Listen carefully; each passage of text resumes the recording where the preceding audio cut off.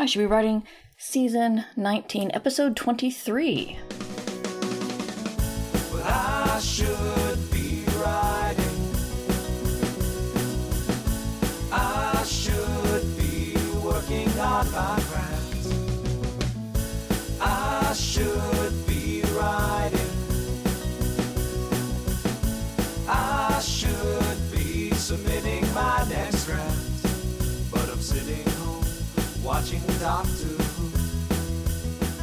Hi there, welcome to I Should Be Writing. This is a podcast for wannabe fiction writers, and I am your host, Mer Lafferty. May was a big month for travel. Biggest I've had since 2020, I would say. Had to go pick up the kiddo from school, went to the Nebulas, and then this past weekend I went up to the mountains of North Carolina to see my dad and stepmom, and my high school friends were throwing a 50th birthday party for everybody. And so I went there and saw some people I hadn't seen since I was 18. No. I saw them a little bit as an adult, but a young adult. When I get home, it's like I struggle to get my head back into whatever I was working on. And then suddenly it's the weekend again, and for me that was more travel. But I have been writing. I got to meet my agent for the first time in person when I went to the Nebulas, and we talked about some things moving forward with my career, and that's given me a lot to think about. And I have a little bit of an announcement to make that I'm excited about, which is before the Patreon supporters were the only people who could get the over 600 episodes in my archives. And I've decided to start releasing the episodes in a throwback feed. So this will be a separate feed. It won't confuse you. You won't get like episode 29 and then episode 4. You do need to subscribe to a new feed. Patreon people, you will not, for the record. But you can get the episodes starting in 2005. That was a long time ago, y'all. From when I was not, when I was a kind of new podcaster and very new writer. And I'm going to be giving some commentary on some. And I'm going to be, for some, I want to find some of my interviewees and see how they're doing now, because I interviewed some people. I've interviewed people throughout the entire life of the show, but I'm thinking about some people that I've interviewed in the first year and then didn't get back to, so that's going to be fun. I'll have the link to that in the show notes, and it's just called I Should Be Writing Throwback. I did something funny today.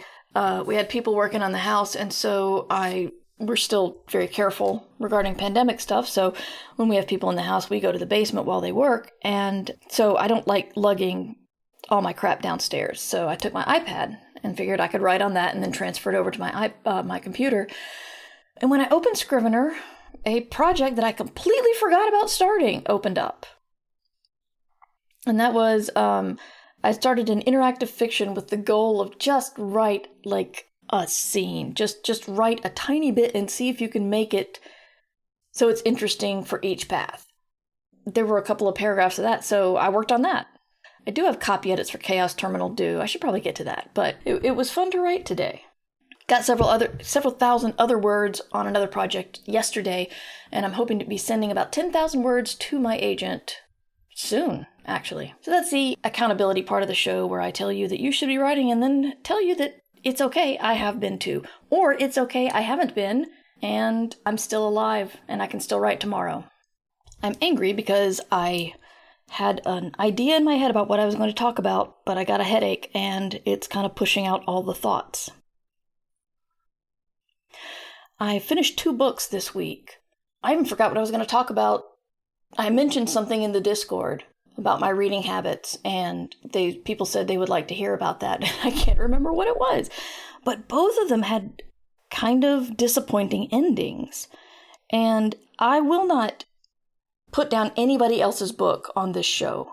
But I found it surprising that I was able to stick with the book for the entire length of it, and then on the last page just get either confused or angry.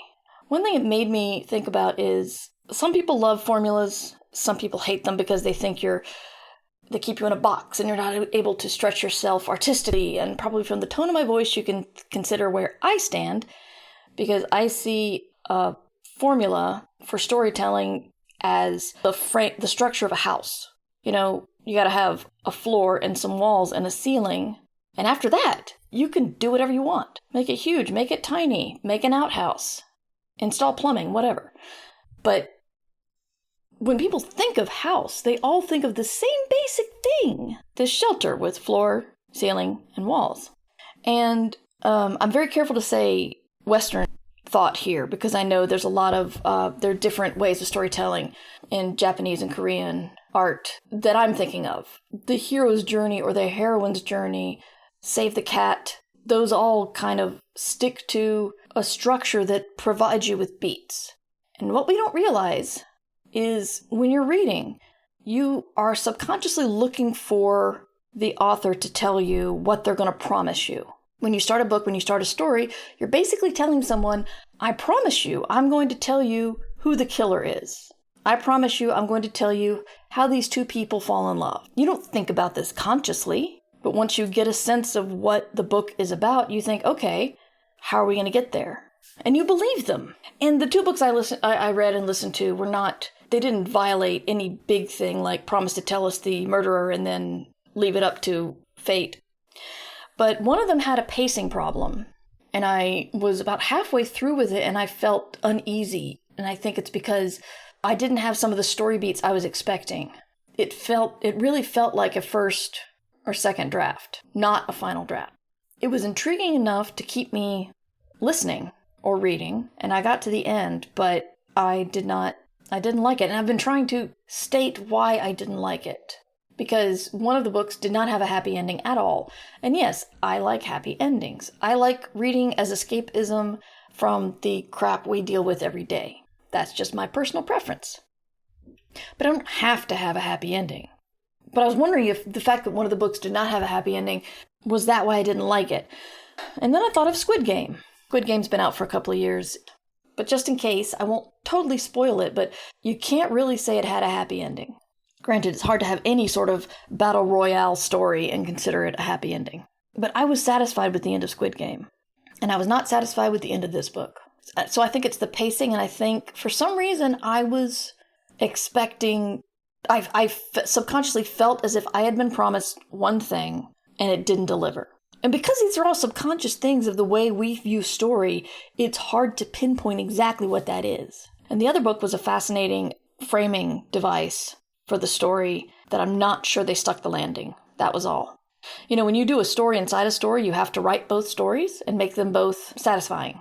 Which is kind of why there have been books that I've disliked one story and really liked the other one. I think the plot fell down on this. Because when you say, I've always thought when in a book you say, they had the funniest joke ever, or they had the best plot ever, that you, as the author, now must write that. And you've already thought of one book idea, and you're working on that right now.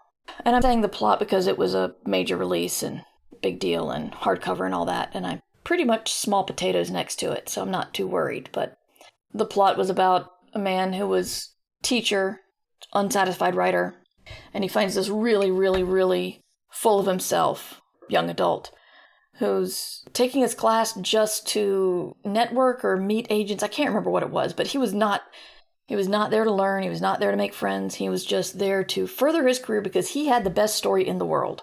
It was unique. It was perfect. It was awesome. And he wouldn't tell it to anybody because they might take it. He eventually tells the narrator, and then he dies. The kid dies. The narrator decides to write the story because it was that good of a plot. And then they start writing the book. They start showing the narrator's book. And it was okay. But when you say that he was convinced he would sell the book just on idea alone, especially as a new novelist, and then when the narrator does it, he does sell the book just on proposal alone. Granted, he had a track record, but still, you really have to knock my socks off, number one. And number two, why aren't you writing that book? If that is the best plot that just makes people faint in pleasure. So that was setting themselves up to carry a very big weight, and I don't think they really pulled it off. I did like the main story, but telling me that this is the best plot in the world, that's too high of a bar. Oh, and also claiming it was a unique concept. We'd never heard a story like it before. That's just too much. And I seem to remember I read Magpie Murders, and I found that the murder mystery inside the murder mystery was more interesting.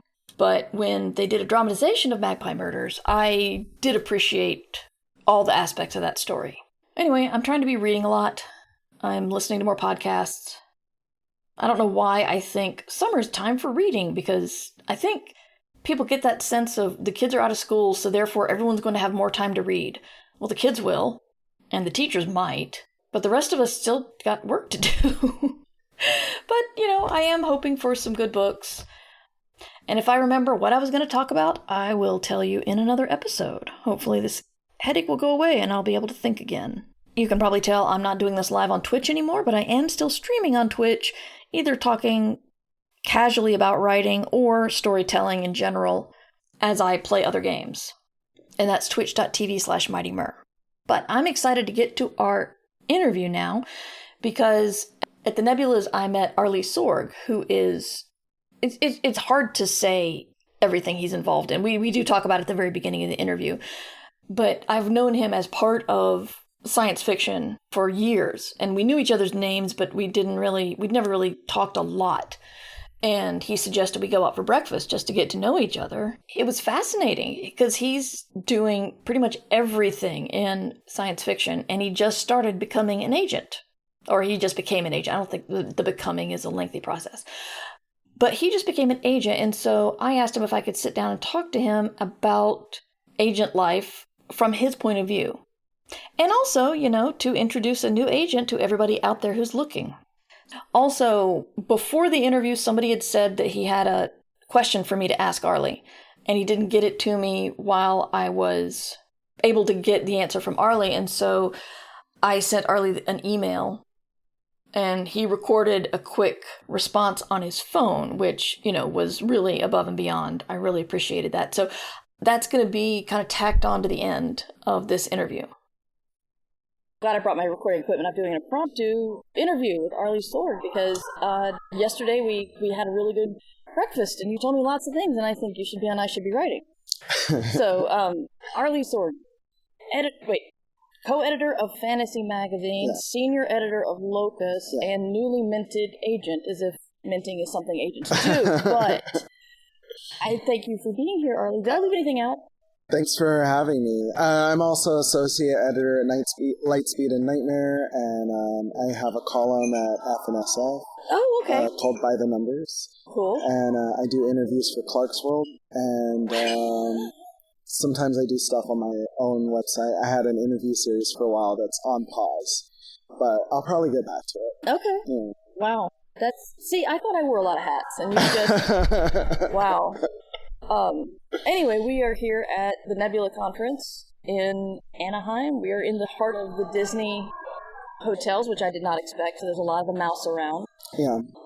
And apologies for any ambient noise I'm going to try to edit out, but we are sitting outside in a lovely morning in Southern California. Yeah. Thank you so much for having me.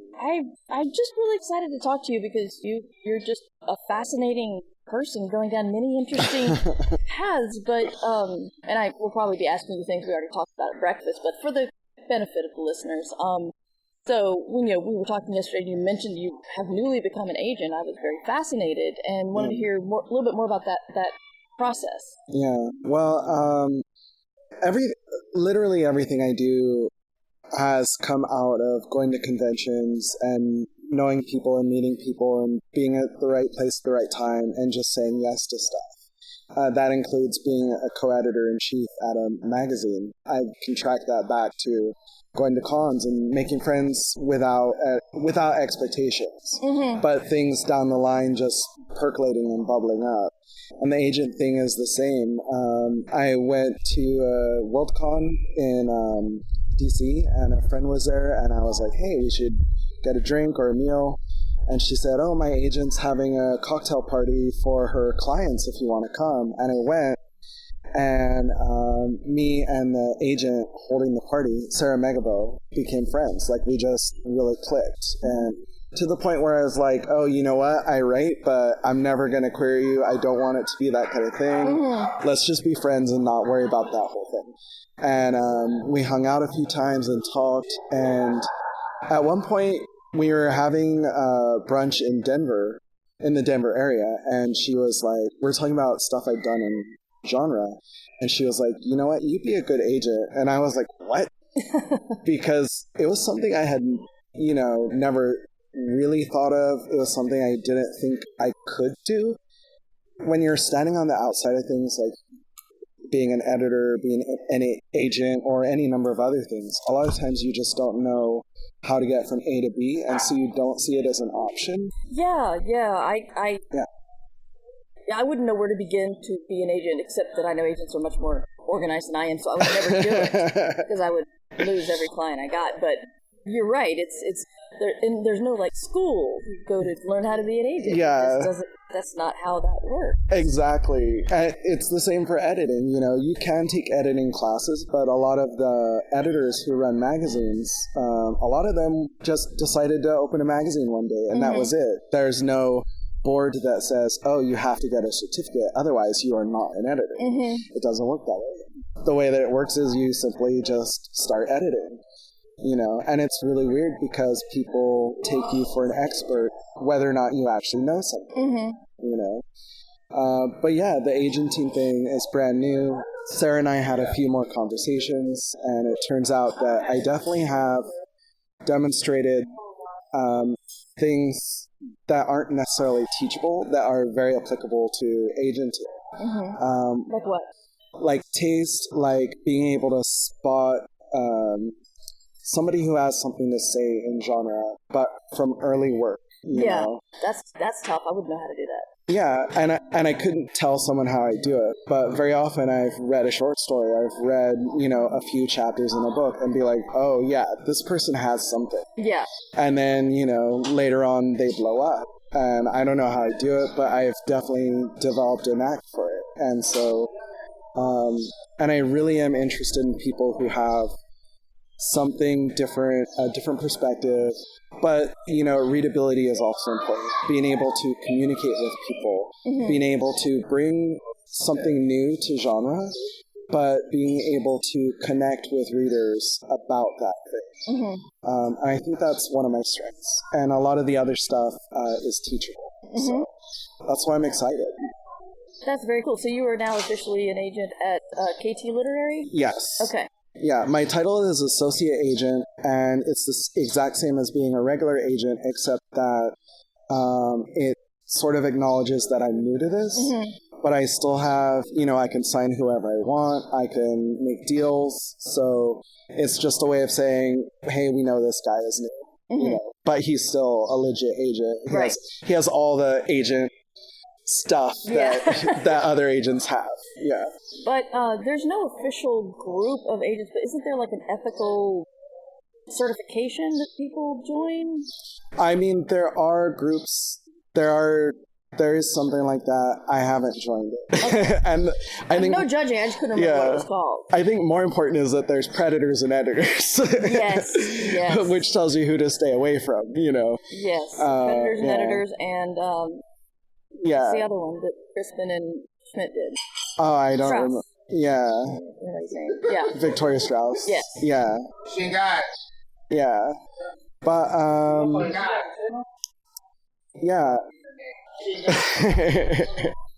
We are outside at a con. Yes, we are at a con and Disney. So you may hear nerds, you may hear children. Yeah. Nerds, geeks, weirdos, and I'm all three. Yeah. And but our agency is actually enrolled in those organizations. So by extension, I'm affiliated with those, even though I'm not, I haven't applied to anything like that. Right. Writer Beware, that's what it is. It's Writer Beware. Writer Beware, right. Yes. Right, yeah. That's a good one. Yeah, so Predators and Editors, Writer Beware. Check both of them. If you have any questions about anybody, agent or editor or publication you have questions you're worried about, those are good places to go. Yeah.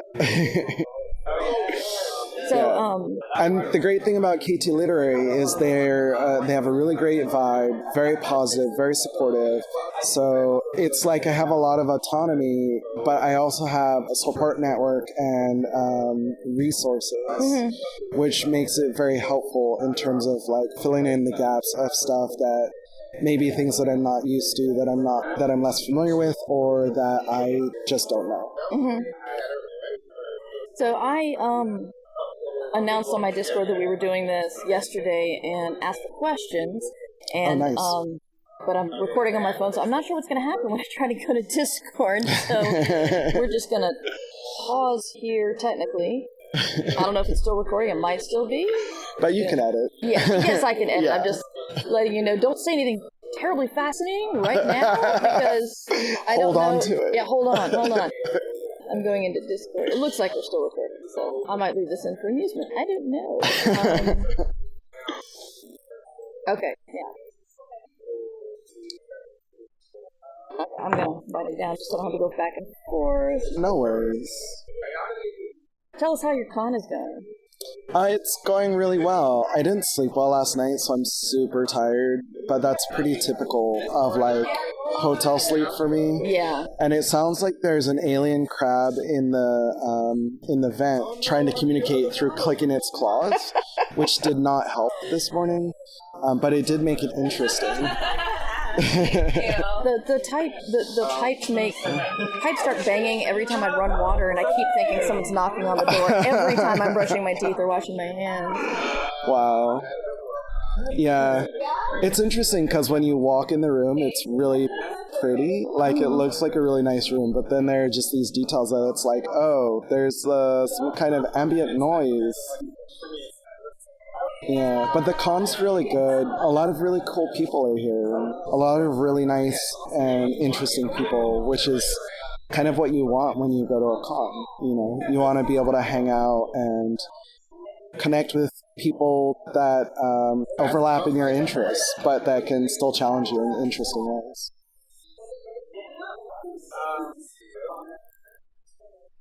How's your con going? It's going great. I didn't know a lot of people are here that I didn't know were going to be here. I didn't look very hard, Right. but it's been really neat to reconnect with some people.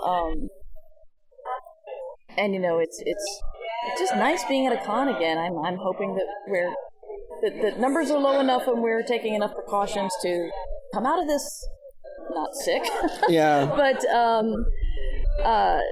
you know, it's really nice just to catch back up with people. Yeah. We got some questions, and then they devolved into joke questions. They want Evil Mer to do the interview. Evil Mer's not going to do this interview. Evil Mer gives terrible writing advice. Like you know, my favorite Evil Mer writing advice is to follow an agent into the bathroom Oh, yes. con and steal all the toilet paper, or you know, wait until they're otherwise a trapped party and ask them questions. Yeah, that is Evil Mer. Evil Mer will not be doing this interview. So we got a couple of good questions. Okay. So we got, how are you looking for new clients? Are you actively going out, or are you waiting for them to come to you? I don't know what actively going out exactly means, but I'm on Query Tracker. That's the best way to query, and I've already received a ton of queries, but that's the main way. And I do have 3 conventions scheduled. There's this one, there's WisCon, and there's ReaderCon. Mm-hmm. So I've booked tickets for all of those. And, you know, I've posted on social media that people are welcome to pitch me at appropriate times. And so if I'm going out, that's how I'm going out, is I'm being in public, and I'm publicly available for people to, you know, talk to me if they want. Mm-hmm. Of course, at appropriate times. Yeah. Yeah. Yeah. Not in the bathroom. Right.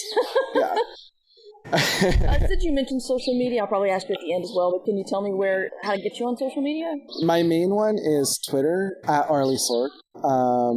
That's where I'm most active, but I very deliberately control how much I'm on there. I just pop in and out, so I'm not somebody who's always on there. Mm-hmm. And I'm also on Facebook, but I'm less involved there, and I don't really know how to do Facebook. Yeah. So, but technically I'm on Facebook. But don't query via DMs, query through Query Tracker, but I am on social media, so I am accessible in those ways. Do you participate in those pitch wars and the various things that... I don't know if they've done one since you started being an agent, but you know what I'm talking about, right? I do. Okay, I can't remember what the hashtag officially is, but... Yeah, I'm sort of feeling things out, so I might participate in those, but I'm not yet. Okay. But I kind of want to feel out what is right for me, and take it one step at a time, because I don't, I'm new, and I obviously... I have about 300 queries already, for example. And as a new agent, I can't represent 300 people. I don't think any agent can. I think they do. But... Yeah, I mean, there are agencies that can. Yes. But, so even if I had 10 manuscripts that I really loved, that's still too many people for me to represent at this time. Mm-hmm. So I don't want to be out everywhere. I want to take it step by step. And in that way, if I do find a manuscript and an author that I think is a good fit, I can give them my full, attention rather than be trying to be everywhere and do everything at once. Right. Yeah. So this is a good one. I think you can expand this, but what questions should an author be asking a new agent while they're, if you're interested in, the interview where you're deciding whether you want them, and they're just, you get to interview the agent too to decide if you're a good fit for them or they're a good fit for you, but you don't have any authors to vouch for you yet, so what should someone ask you to be confident in your representation? Yeah, that's a really great question, and I just want to reiterate that, I'm just an agent, and that doesn't mean I'm the right agent for everybody. Mm-hmm. And even someone who is a great agent for a friend may not be a great agent for you. Yes. And fit is super, super critical. And so I think authors have to do everything they can to figure out if, everything they reasonably can to figure out if a given agent will be a good fit. They should have a list.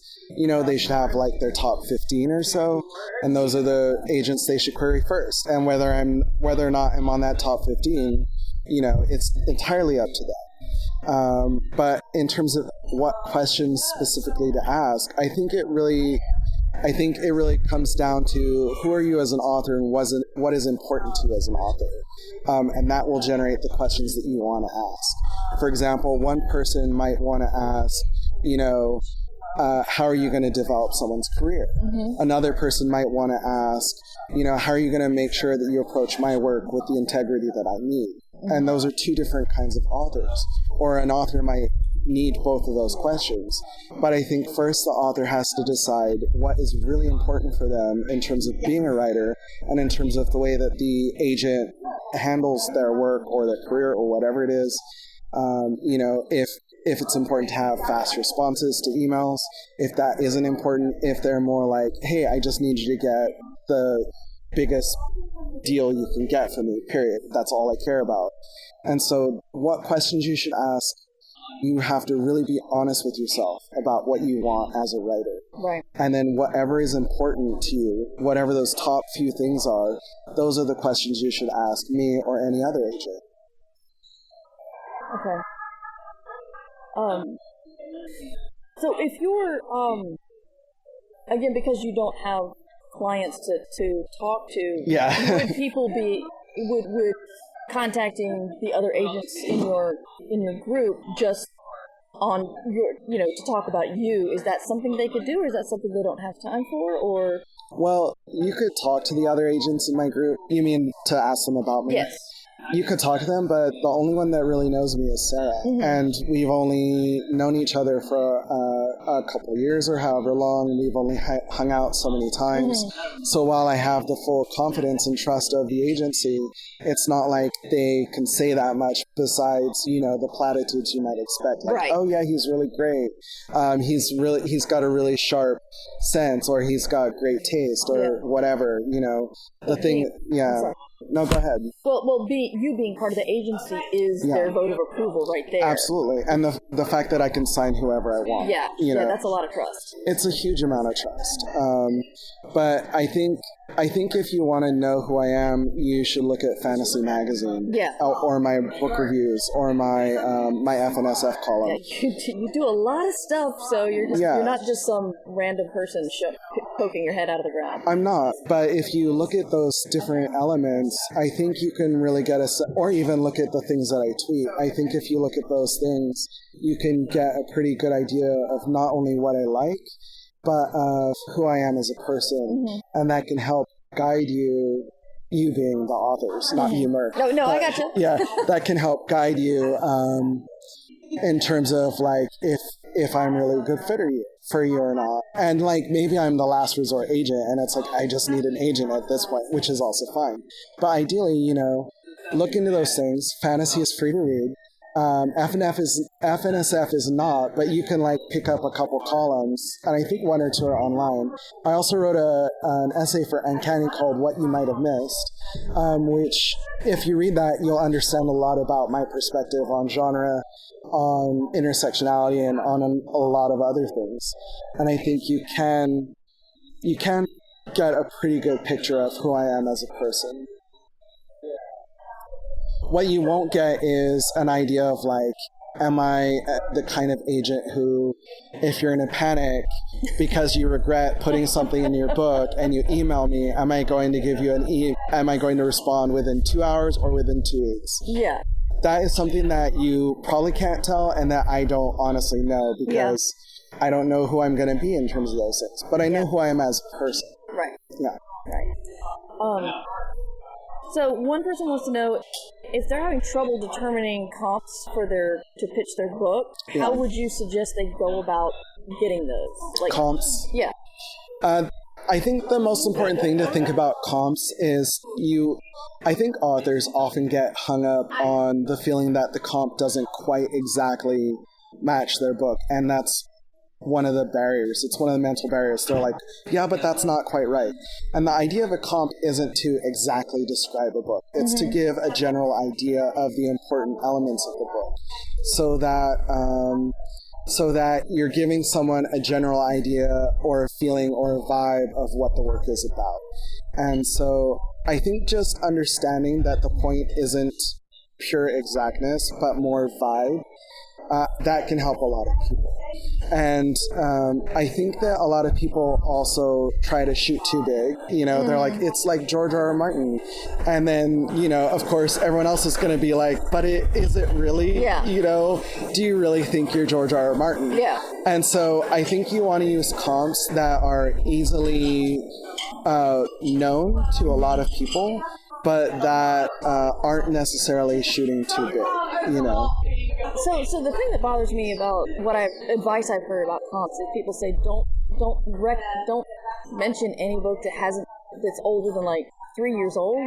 Yeah. And I guess I see the point in that, because you're saying it's new for the market, but I still think if you're wanting to give across how the book is, I mean, it's like, mine is 1984 meets Blue's Clues. One is a children's TV show, one's a very old book, but you still get a sense of what I'm going for. That's a really interesting comp, too. And I think the advantage of that comp that you just said, 1984 meets Blue's Clues, is it's so interesting and original and unique and evocative, and it stands out among a sea of comps that are basically all sound the same. And it's just like when you write a piece of fiction, like, a lot of people write fiction that more or less all sounds the same. And what a lot of us want is something that is unique and different in some way, that it stands out from the pile. Right. And so doing a comp like that, I think it's a great comp. At the same time, I just spoke with an editor who literally did say the thing about, like, it shouldn't be more than a couple years ago. Yeah. And this is from an editor. So, but, I think part of an agent's job is, bridging that gap between you and the editor. So even if you struggle to make a comp that is recent, hopefully if you land the agent, they can help revise your comp for an editor who might have that more stricter requirement. On the other hand, I think that sometimes the comps also demonstrate that you aren't writing something that is trite and unoriginal. Mm-hmm. For example, if you say, oh, it's like George Martin meets Robert Jordan, it's like, so it's like a very generic, Lots of fantasy. Yeah, like I get nothing, like I don't know what that means. Yeah. There's no friction between the parts. Like Blue's Clues meets 1984 is like, wow. Mm-hmm. That really says something. And it's like almost tangible. Mm-hmm. But George Martin meets Robert Jordan, it's like, I don't know what that means except for, a lot of books and long. A lot of books, long and fairly standard fantasy. Yeah. But it also can be indicative of that the writer doesn't know the field, hasn't been reading. Yeah. Oh, yeah. And that maybe, that can imply by extension that the book itself is not that interesting, or doesn't do anything that speaks to what genre is doing today. And so a comp can have, I think, nuanced layers. 1984 meets Blue's Clues.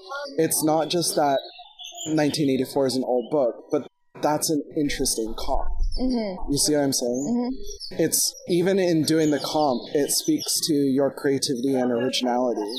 Even if I don't know what the comp means, it makes me curious about the writing because I'm like, this person is fascinating, and I want to see what they have to say. Mm-hmm. So I think there's more to comps than just rules and restrictions, but I think your doing comps is another form of writing, and I think it's so important because it's a type of first impression. Yeah. So let's talk about you. What are you looking for in an author and in projects? Yeah, I'm looking for somebody who brings something interesting and new, somebody who has a perspective that hasn't been seen over and over. You can write, for example, a witch story and you can make it very generic and feel very like something that everybody is writing in the same way, in the same approach. Or you can write a witch story that does something that I just didn't expect, or that adds a perspective that I haven't seen, or that puts some sort of spin or twist or some sort of subtext on it that just takes it to another level and makes it relevant. And so, it's less about subject A, B, and C or style A, B, and C.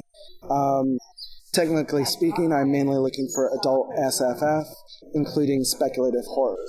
So not horror that is just, thriller or slasher, but it has to have some sort of supernatural or magical or science fictional element. Like Event Horizon is a brilliant movie, for example. I would love Event Horizon, but don't just send me 10 but you get what I'm saying. Would you say T. Kingfisher is kind of writing that kind of... Yeah, I like a lot of what Kingfisher does. I don't know if all of it is a fit for me, but that's the thing, is like a book can be a really awesome book and not necessarily be a fit for me. And maybe another agent will enjoy it and will sell it. I want to be able to 100% enthusiastically advocate for my author. And that means that not only do I see something in their work that is valuable and important, but I see a potential for a career that, this person has a lot to bring and a lot to say, and they're probably going to, write more stuff. Short stories, maybe they'll do a YA book, it doesn't matter. Like, they just have stories to tell, and they're going to add something to genre. Yeah. Let's talk about self-rejection. You mentioned you're looking for underrepresented... Yesterday, you mentioned to me that you're looking for underrepresented voices. Yeah. And unfortunately, people in those groups are often fastest to self-reject. Yes. Which, for you listening may, just means, oh, he's not going to want my stuff, or it's not good enough, or whatever. And then you don't end up submitting, and you never know what could have happened. So how do you approach people who might be self-rejecting, even right now as they're listening? Yeah, it's so important because, the field is full of racism, misogyny, homophobia. That's just a fact. I know for a fact that there are publishers who are like, I know somebody who was pitching a book by a Black author, and the publisher was like, we already have one. Oh, God. And that said book that they were referencing had been published a couple years ago. And so that is a thing. Like, there's a reason why, underrepresented, marginalized authors from marginalized communities often self-reject, because on a gut level they know that these things happen. Mm-hmm. They can't always tell when it is that case or not, but because it always happens, that fear is always present. And you can see in the statistics of who gets published, how much they get paid in both short fiction and novels, tells the story. Mm-hmm. The facts are out there. And when I became an editor, one of the things that I realized was a lot of my favorite Black authors of short fiction specifically, they never even bothered sending their work to a lot of the pro markets, mm-hmm. Because they just didn't feel like their stories would be read. They wouldn't be read right. They wouldn't be given the same chance as white authors. Right. So those things are all things that happen. But I think that even though those things are all things that happen, and it's important to know that that is a reality and to acknowledge that that is part of the business as is, I think that you can't let that stop you. It's something you don't have control of. And it's something that it's okay to have emotions about and to have fear or anger. Those are all valid. But not submitting your work only does what they want you to do. Mm-hmm. And there are individuals, there are markets, there are people who want your work, who will validate you, and the audience is definitely out there. The readers are definitely out there. Yeah. For, trans authors, for gay authors, queer authors, for Black authors, for intersectional authors, authors, with disabilities. And whatever your perspective is, whatever your life experiences are, the readers are out there. And it's so critical. Yeah, we'll wait 1 second. Yeah. It's the trundling of the carts section of the afternoon. It's so critical, if possible, to find agents and editors, ideally, who get your perspective, mm-hmm. and who will not only advocate for you, but help you to write in the way that you need to be writing. Take Tochi Onyebuchi, for example. I interviewed him for Clarksville, and one of the things he talked about was how important it was to find Roshi Chen as an editor who could sense that there were things he wanted to say, but that he was hesitating. And she was like, no, lean into this. Mm-hmm. Give me more of this. And it really helped him embrace who he is as an author and what he wanted to say. And that has helped him to develop into a very successful and thriving career. Mm-hmm. But it could have easily gone another way, where where he had an editor who didn't give him that, and so he might have been hesitant to write in the way that he really wants to write and say the things that he really wants to say, and it probably wouldn't have worked out for him as well. Mm-hmm. So that's very important to me, is to do my best to help people to tell the stories that they really want to tell in the way that is important to them, mm-hmm. And to maintain the integrity of those stories. Excellent. Well, I am at the end of my questions. I think I'm going to check my email one more time just in case. But is there anything we have not mentioned that you would like new possible people who are going to query you, possible clients, to know? I mean, just go back to, I may sound great to you, but you really should do your research and figure out who your top agents are and start from there. Shoot for the top and then work your way down your list. And it doesn't matter where I am on the list. You have to think first about what's right for you and who is best for you. And that's so important. Right. Yeah, people get so hungry and they feel like this is my one chance. This is the one chance I have to sign with somebody, and so I better sign with them. And all that does is slow your career down. Yeah. It's because it's happened to me. I've taken the oh, someone's interested in me. Yay, I'll go out on a date with you. I'm not having any fun on this date. Wait a minute. So, it takes a while to decide, okay, was this just a fluke? Do I have to sit through a couple more months of this? And that just slows you down. So yeah, and going back to rejections and kind of touching on that as well, it's like we go into the game with false ideas about how it works. And how it really works is, you write a book and then an agent may or may not pick you up. And even if an agent picks you up, they may or may not be able to sell the book. Mm-hmm. Like I was just talking to Joshua Bilmes who runs Jabberwocky, about rejections. And he's like, oh yeah, we all have books that we just can't sell that we really want to sell. It's a fact. Like, getting an agent does not mean you've made it. And then, your agent could flame out. Your agent could, you might need to fire your agent. Your agent might drop you. Your agent might quit publishing. Yep, been there. Yeah. Like, I know people who've been through several agents. Mm-hmm. I know people who sold their book and then the editor quit, or the editor changed houses, and then the publishing house doesn't honor the contract, or, the new editor doesn't really like the book. Like, there's so many possibilities in publishing.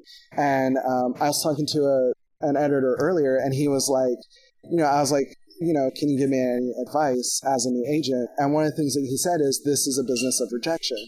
So even as an agent, the expectation is you're going to see a lot of rejection. Mm-hmm. So we are going to try to sell this book. We're going to hit up all these editors, and hopefully we'll know the editors and we'll have an understanding of what they're looking for, and that may help us to sell a book.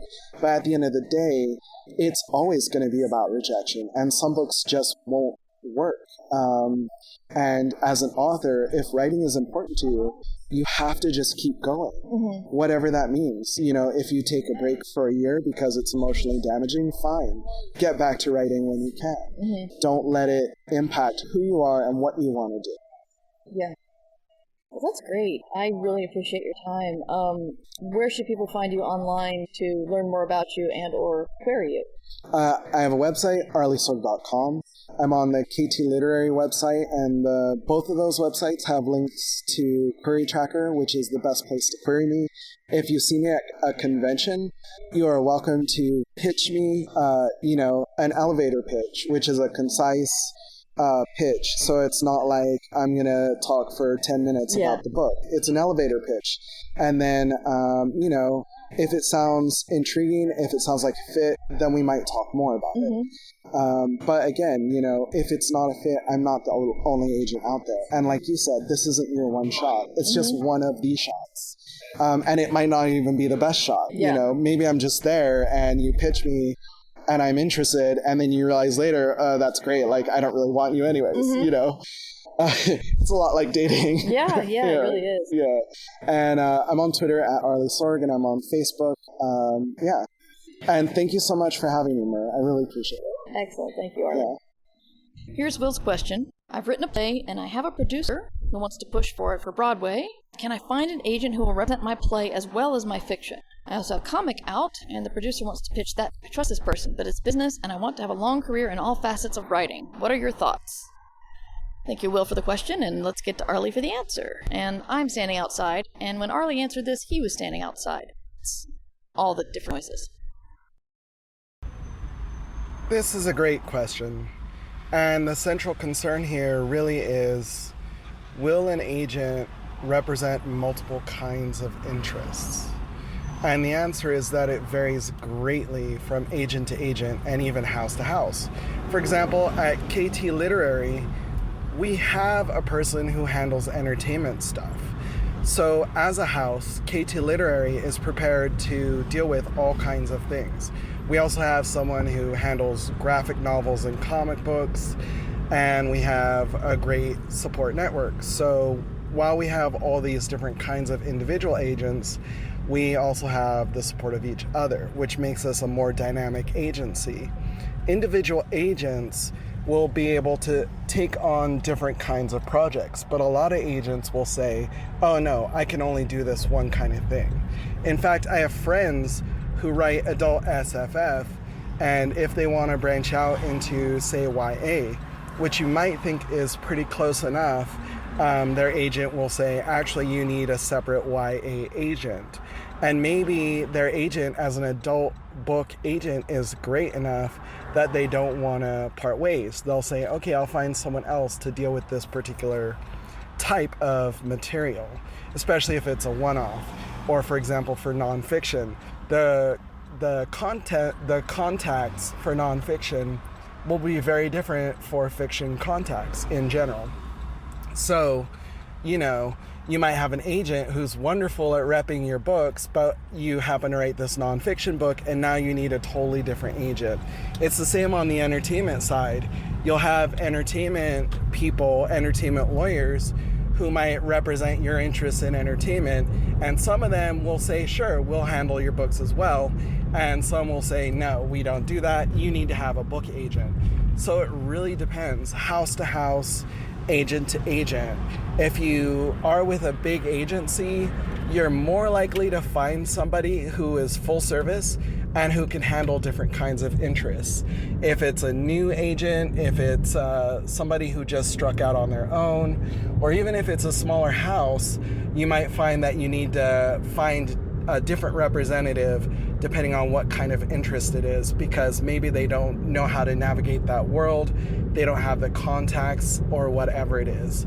But at the end of the day, maybe you hit up an agent who does have those contacts and that infrastructure and that network and can navigate both worlds or all three worlds, or however many worlds you're looking at, but maybe they don't sign you. So half the battle is, are you going to sign with someone who has those multiple capabilities? So the answer is, it just really depends. When you're making your list of agents, you might want to put at the top of the list those agents who are with houses that can handle multiple kinds of interests, or the agents who themselves can handle multiple kinds of interests. And then lower down the list might be those individual agents that are just going to handle your book, and you might have to find someone else to handle other stuff for you. Thank you again, Arley, for the interview, for your kindness at the Nebulas, and for getting us a separate comment on that last question.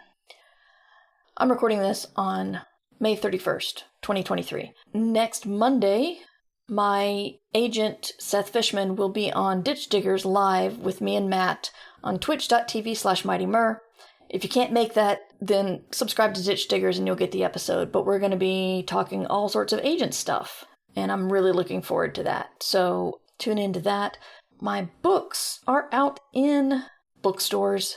You can search for Mur Lafferty and you'll find them all. I write science fiction mystery these days. I do have a couple of urban fantasy humorous books, and I do have some IP. I have a Star Wars book and a Minecraft book. So I've written quite a bit. And remember, check out Throwback I Should Be Writing. Or should it be I Should Be Writing Throwback? Throwback I Should Be Writing. I'll figure it out. I'll figure it out. Because I'm going to be listening to all these old episodes and giving them to you with my commentary. Because, I needed to put another podcast on my plate. Anyway, I'll be back next week. Thank you for listening. If you want to support via Patreon, that's patreon.com/MightyMur. All the show notes and links will be at murverse.com. I've submitted my podcast to so many directories across the world. I'm hoping that it's going to be reaching new listeners. So if you're new, welcome. And you can do this, because you should be writing. I Should Be Writing is available to you under a Creative Commons Attribution Non-Commercial No Derivatives license. Theme music by John Anelio. Art by Numbers Ninja. Production by Summer Brooks. And hosting by Libsyn. Find all of this information and more at murverse.com. And remember, we can't do this without you. Thanks for your support. Well, I should be writing. I should be working on my craft. I should be writing. I should be submitting my next draft. But I'm sitting home watching Doctor Who. Yeah, I'm sitting home watching Doctor Who.